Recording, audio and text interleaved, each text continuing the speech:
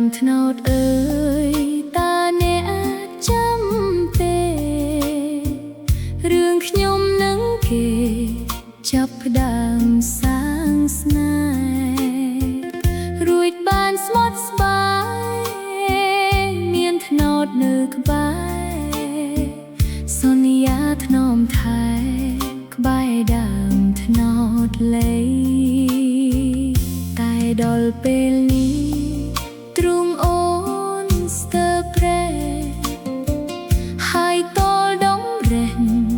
សូមថ្នោតជួយផងអ្នកជាស័ក្តិសិទ្ធិរឿងស្រីនឹងបងអនុស្សាវកន្លង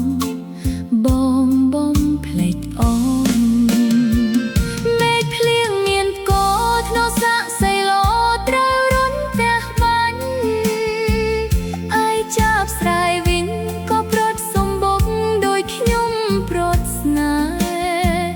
ព្រោះគេមិនស្មោះសូមបងទៅចោះប្រោះចិត្តអាប់ប្រៃ